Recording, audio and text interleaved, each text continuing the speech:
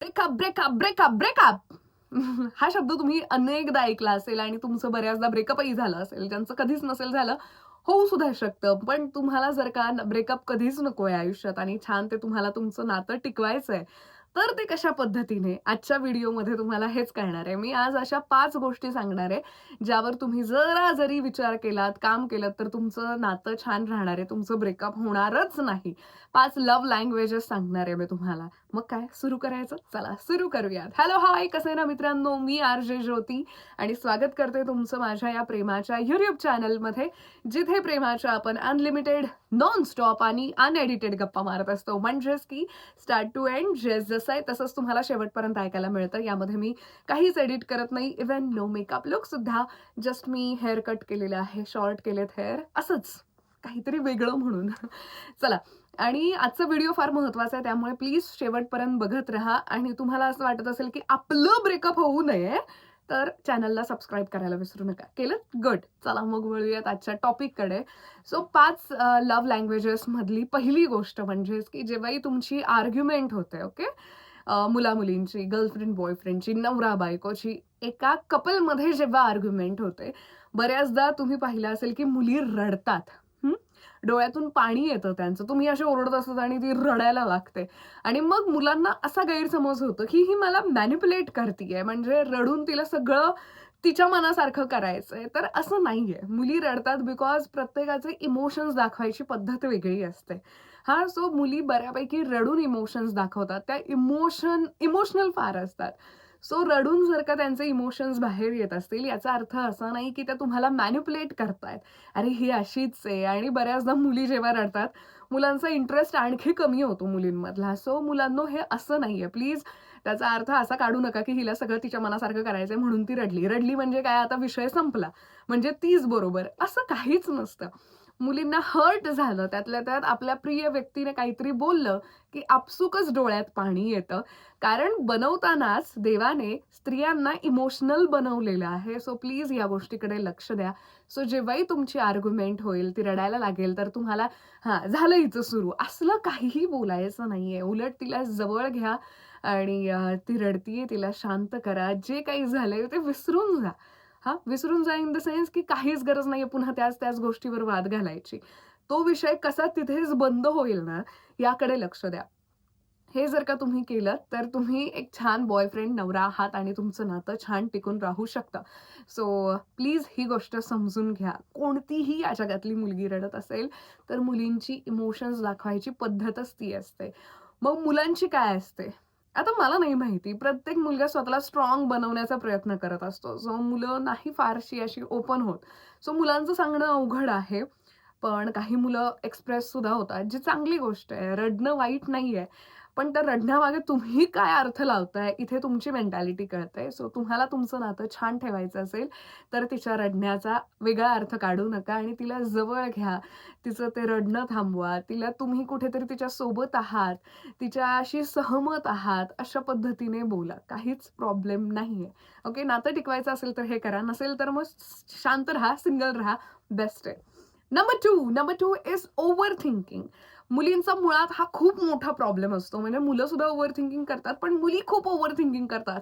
म्हणजे for example, की याचा फोनच लागला नाही. अरे बापरे! मग काही झालं नसेल ना, आणि मग हे झालं नसेल ना, ते झालं नसेल ना, असं खूप टेन्शन येतं. किंवा तुम्ही अचानक तिच्याशी कमी बोलायला लागलात, तर ओव्हर थिंकिंग खूप होते. मग याला दुसरी आवडायला लागली का? आता याला मी आवडत नसेल का? असं तसं. किंवा पूर्वी तुम्ही खूप एफर्ट्स घेत असता रिलेशनमध्ये आणि नंतर कमी-कमी व्हायला लागतं तुमचे एफर्ट्स. सो अशा वेळी सुद्धा खूप ओव्हर थिंकिंग होतं, की "अरे बापरे! आता काय झालं? म्हणजे हा असा का करतोय?" हे, ते. मग वेगवेगळे विचार डोक्यात यायला लागतात. मग तुझं माझ्यावर प्रेम आहे की नाही? असे प्रश्न तुम्हाला विचारले जातात. आणि मुलं हा प्रश्न विचारल्यानंतर फार इरिटेट होतात. "अगं, काय सारखं तुझं?" सो मुलांचं कसं असतं, मुलांना म्हणजे तुमच्याबद्दलच मी सांगते, तुम्हाला जास्त प्रेम जे आहे, ते असं सांगायला नाही आवडत. पण मुलींना ऐकायला ते फार आवडतं. त्यामुळे तिला छान वाटतं म्हणून तुम्ही बोलायला हवं, की हां, इतकं-इतकं माझं तुझ्यावर प्रेम आहे. माझं म्हणजे माझ्यासाठी तू इतकी इम्पोर्टंट आहेस वगैरे, हे सांगायचं मध्ये-मध्ये. मुलींना आवडतं ते ऐकायला. आणि कोणत्याही नात्यामध्ये जेव्हा मुलगी खुश असते ना, ते नातं खूप छान बहरतं आणि नेहमी असं फ्रेश असतं, छान असतं. सो तुम्हाला ते बोलणं महत्वाचं आहे. सो एकंदरीतच सांगण्याचा मुद्दा असा, की जेव्हाही ती ओव्हर थिंकिंग करत असेल, याचा अर्थ असा नाही, की ही काय ड्रामा करतीये, टाईम नाही दिला आणि मग असं नाही. ती तिची अँक्झायटी असते. अरे बापरे! असं तसं, तसं तसं टेन्शन येतं. आणि जेव्हा आपण खरंच कोणाच्या तरी प्रेमात असतो ना, तेव्हा अशा गोष्टी येतात. सो ही ड्रामा करतीये वगैरे असा अर्थ घेऊ नका. सेम मुलींनो मी तुम्हालाही सांगेल, की मुलांचं सुद्धा ओव्हर थिंकिंग होतं. निगेटिव्ह विचार आपण जास्त करायला लागतो. सो अशा वेळी हा ड्रामा करतोय असं नका दरवेळी गृहीत धरू. जेव्हा तुम्ही गृहीत धरायला सुरुवात करता ना, तेव्हा ते नातं ब्रेक व्हायला लागतं आणि डिश खतम. सो जेव्हाही ओव्हर थिंकिंग होत असेल कोणत्याही एका व्यक्तीची, सो दुसऱ्याने समजून घेणं, छान पद्धतीने बोलणं, आपल्या जवळ घेणं, हे खूप महत्वाचं आहे. प्रत्येक गोष्टीचं सोल्युशन असतं बोलणं, क्लिअर बोलणं, आवाज चढवून बोलायचं नाही. प्रेमाने, शांतपणे बोलणं खूप महत्वाचं आहे. ओव्हर थिंकिंग कोणत्याही गोष्टीची होत असते. कोणत्याही बेसिक गोष्टीची सुद्धा होत असते. प्रत्येकजण इतका स्ट्राँग नसतो. मीही पूर्वी इतकं ओव्हर थिंक करायचे ना, मला कोणीतरी काहीतरी गमतीत जरी बोललं, का मलाच का बोलले असतील? मग हे असं आहे का? मग ते तसं आहे का? सो ते ओव्हर थिंकिंग करणं सोडणं, हे सोडण्यासाठी सुद्धा मला बराच वेळ लागला. नंतर मी विचार करायला लागले, की मी का विचार करते यांचा? सो तोच माझ्यामध्ये तो ॲटिट्यूड आणण्यासाठी मला फार वेळ गेला. पण जेव्हा गोष्टी प्रेमाच्या येतात, प्रेमात म्हणतात ना, की माणूस वेडा होऊन जातो. हे तसंच आहे. ओव्हर थिंकिंग खूप करायला लागतो माणूस. म्हणजे नव्याचे 9 दिवस तर सगळे छानच चाललेले असतात. नंतर ओव्हर थिंकिंग व्हायला लागतं. सो ठीक आहे. म्हणजे मला सांगायचं काय आहे, की कोणीतरी तुमच्यापैकी एक जण खूप ओव्हर थिंकिंग करत असेल, त्यातल्या त्यात मुली खूप जास्त ओव्हर थिंकिंग करतात मुलांनो. त्यामुळे ती ड्रामा करतीये असं समजू नका. हां. ती तिची अँक्झायटी असते. ती ती एक्सप्रेस करते. हां. सो प्लीज जर का तुम्ही तिच्या ओव्हर थिंकिंगला प्रेमाने साथ दिली तरच तुमचं नातं टिकणार आहे. तुम्हाला वाटायला लागलं ही ड्रामा करतीये तर दॅट्स इट. रिलेशन तिथेच संपलेलं आहे. ऑफिशियली ब्रेकअप म्हणायची सुद्धा गरज नाहीये. सो हा असा विषय आहे. Number 3 is behaviour. बऱ्याचदा काय होतं, की मुली ना शांत होऊन जातात आणि मग तुम्ही विचारता, "काय झालंय? ठीक आहेस ना?" मग त्या "ठीक आहे" म्हणतात. सो जेव्हाही एखादी मुलगी अशी शांत होते, याचा अर्थ आहे, की काहीतरी तिला हर्ट झालंय. कुठेतरी काहीतरी कोणत्यातरी गोष्टीचा खूप त्रास झालाय आणि ती ते विचार करतीये आणि त्याच्यामुळे ती शांत आहे, की "काय बोलू आता मी यावर?" आणि ती "ठीक आहे" म्हटल्यानंतर लगेच तुम्हाला असं म्हणायचं नाहीये, की "हां, ठीक आहे मग, इट्स ओके." आणि तुम्ही नॉर्मल बोलायला लागलात. भाई ऐसा नहीं होता है. जेव्हाही तुमची गर्लफ्रेंड, बायको तुम्हाला म्हणेल, की "हां, ठीक आहे." लगेच त्याचा ठीक आहे असा अर्थ घेऊ नका. तिला विचारा, वारंवार विचारा. प्रेमाने तिच्या जवळ जा. तिचा हात हातात घ्या. विचारा तिला प्रेमाने, "काय झालंय?" तुम्ही ज्याही नावाने तिला हाक मारत असाल, "काय झालंय बाळा? काय झालंय सोना?" वगैरे जे काही असेल ते विचारा. हां, कारण तिला ते डीप डाउन हर्ट झालंय. सो ते असं बाहेर यायला थोडा वेळ तर लागेलच. जर तुम्हाला नातं छान टिकवायचं असेल, तर तिचं शांत राहणं, तिचं ठीक असणं ठीक नाहीये हे तुम्हाला समजायला हवंच. मुली लगेच बोलत नाहीत. म्हणजे मला सारखं विचारल्यानंतर मग मी कुठेतरी सांगेल, की हां, या गोष्टीचा त्रास होतोय, ही गोष्ट मला दुखावतीये, जे काही असेल ते. सो तुम्हाला तिच्या ठीक आहे, याला लगेच ठीक आहे, असं करून नाही चालायचं. असं जर का तुम्ही करायला लागलात, तर ऑफकोर्स तुमचं ब्रेकअप होणार आहे आणि जर असं नको असेल, तर जरा शहाण्या बाळासारखं, शहाण्या मुलासारखं तिला विचारा, काय झालंय? त्याच्यावरचं सोल्युशन काढा. समजून घ्या तिची परिस्थिती. ओके. सो नंबर 4 इज एखादी मुलगी तुम्हाला नात्यामध्ये शिकवत असेल किंवा मुलगा शिकवत असेल, तुमचा पार्टनर एकंदरीत कोणीही शिकवत असेल, याचा अर्थ नाही की ते तुम्हाला कमी लेखताय. जेव्हाही तुम्हाला एखादी मुलगी शिकवते, आता ऑफ मुलींच्या पॉइंटने मला माहिती आहे म्हणून मी सांगते. जेव्हाही एखादी मुलगी तुम्हाला शिकवत असते, इट मीन्स की तिला असं हवं असतं की तुम्ही छान असावं आणि कुठेतरी तिने तुम्हा दोघांना तिच्या फ्युचरमध्ये पाहिलेलं असतं. तुम्ही ग्रो व्हावं म्हणून ती तुम्हाला काही ना काहीतरी सांगत असते. म्हणजे बऱ्याच गर्लफ्रेंड सांगत असतात, की "तू काहीतरी जॉब स्टार्ट कर, बिझनेस स्टार्ट कर किंवा तुला हे आवडतंय ना, तू याच्यात काहीतरी कर किंवा तू हे शिक." फॉर एक्झाम्पल कुकिंग शिक, तुझ्यासाठी महत्वाचं आहे. म्हणजे आता बघा एक्झाम्पलच घ्या कुकिंगचं. तुम्ही शिकलात तर तुम्हाला जेव्हाही वाटेल तेव्हा काहीतरी छान खाऊ शकता. दरवेळी बाहेरचं खाणंच गरजेचं आहे असं नाही. दुसरी एखादी गोष्ट तिने शिकवली किंवा बऱ्याच जणांचा मी बघितलंय, की ड्रेसिंग सेन्स आधी छान नसतो, पण जेव्हा आयुष्यात गर्लफ्रेंड येते, छान ड्रेसिंग सेन्स होतो.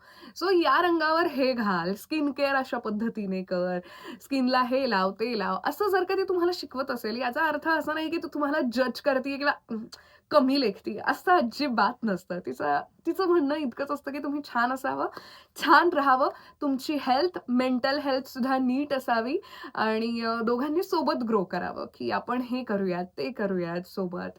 म्हणजे स्पेशली कॉलेजमध्ये जर का तुमची गर्लफ्रेंड म्हणत असेल, की जरा अभ्यास कर, आयुष्यात काहीतरी कर, इट मीन्स की ती फ्युचरची तयारी करत असते. कुठेतरी छान तुमचंही झालं, तर ती कॉन्फिडेंटली घरी सुद्धा बोलू शकते. सो एखादी मुलगी तुम्हाला शिकवत असेल कोणतीही गोष्ट, तर याचा अर्थ असा प्लीज घेऊ नका, की ती तुम्हाला मुद्दामून हिणवतीये, टोमणेच मारतीये, कमी लेखतीये. नाही.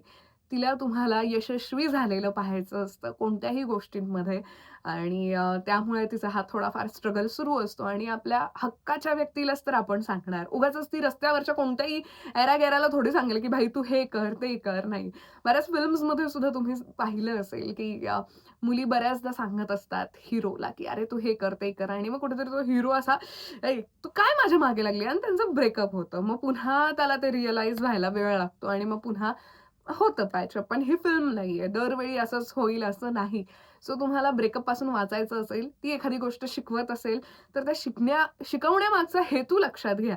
लगेच असे निगेटिव्ह विचार करायची गरज नाहीये, की ही मला अशी जज करतीये आणि असंच आहे, हिच्या मनासारखंच सगळं. नाही. त्याच्यामध्ये चांगल्या गोष्टी असतील, तर नक्कीच तुम्ही त्या एक्सेप्ट कराव्यात. सपोज ती एखादी गोष्ट तुम्हाला शिकवते आणि ती तुम्हाला अजिबातच शिकायची नाहीये, तर त्याचं कारण तिला प्रेमाने नीट सांगणं गरजेचं आहे.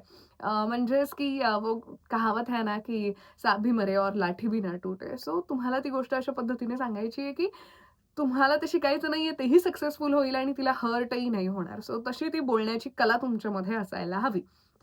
नंबर 5 शांत जेव्हा एखादी मुलगी होते, मगाशी जे सांगितलं होतं त्या पॉइंटपेक्षा हा वेगळा आहे. म्हणजे शांत झालीये, जास्त बोलतच नाहीये, ॲक्टिव्ह वाटत नाहीये रिलेशनशिपमध्ये तुम्हाला तिच्याकडून असं वाटत असेल, की आजकाल ही फार शांत झालीये. म्हणजे फॉर एक्झाम्पल आधी ती खूप बडबड करायची, खूप असं बालिशपणा करायची, खूप बोलायची, हे असं झालं, तसं झालं. आता ती शांत झालीये, आता ती फार काही बोलत नाही. याचा अर्थ असा आहे, की प्रेम कुठेतरी आहे, पण आता तिची इच्छाच मेलीये त्या रिलेशनशिपमधली, की काय म्हणजे आता काय आहे? ह्या नात्यात राहिलंच आहे काय? एकमेकांना तुम्ही समजून घेत नाही आहात, एकमेकांवर विश्वास नाहीये, काहीच नाहीये. सो जेव्हाही एखादी मुलगी शांत होते, तुमच्या कोणत्याही गोष्टीला ठीक आहे, असा रिप्लाय देते. इट मीन्स की कुठेतरी तिची इच्छा मरत चालली तुमच्या वागण्यामुळे. हां, तुमच्या वागण्यामुळे मी असं म्हणेल, कारण माझी इच्छा मरतीये समोरच्या व्यक्तीमुळे.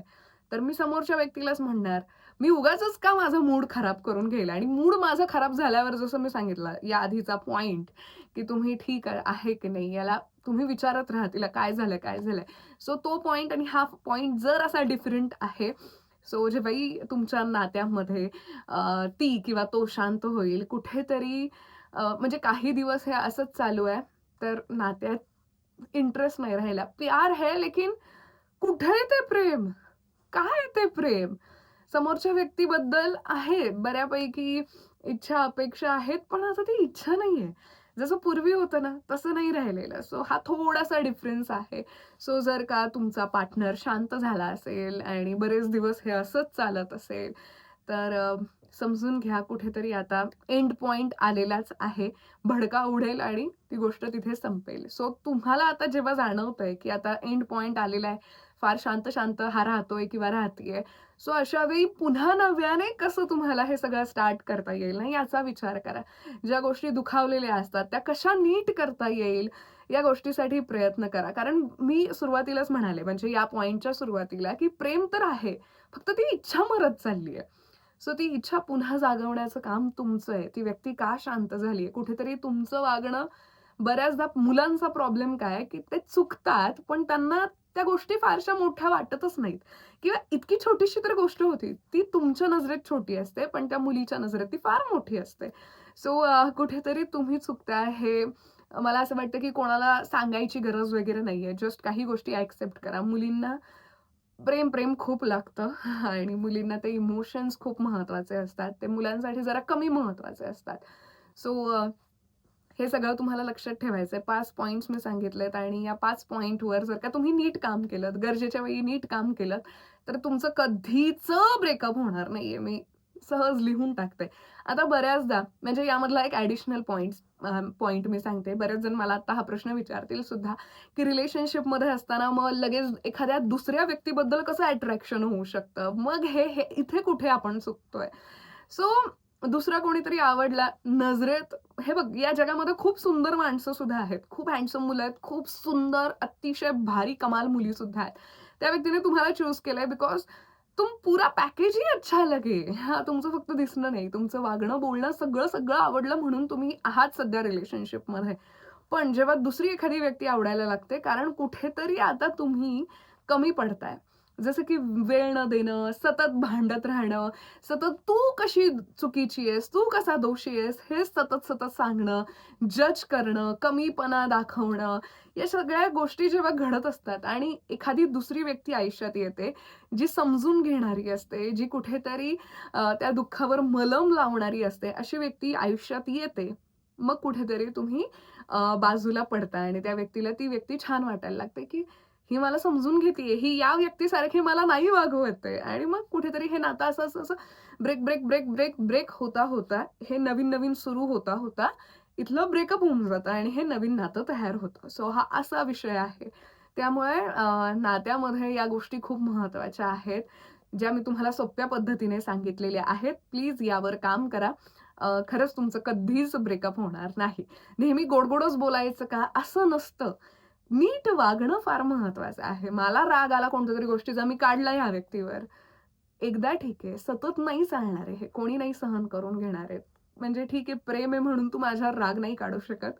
ही अशी गोष्ट आहे. सो प्लीज यावर लक्ष द्या. फार महत्वाचा व्हिडिओ होता हा. मला तर वाटतंय हा पुन्हा तुम्ही ऐका, जेणेकरून तुम्हाला खूप हेल्प होईल. बाकी खुश रहा, मस्त रहा, प्रेमात रहा. तुमच्याही, माझ्याही कोणत्या विषयावर तुम्हाला व्हिडिओ हवाय हेही मला कमेंट्समध्ये कळवा. I love you. Bye-bye.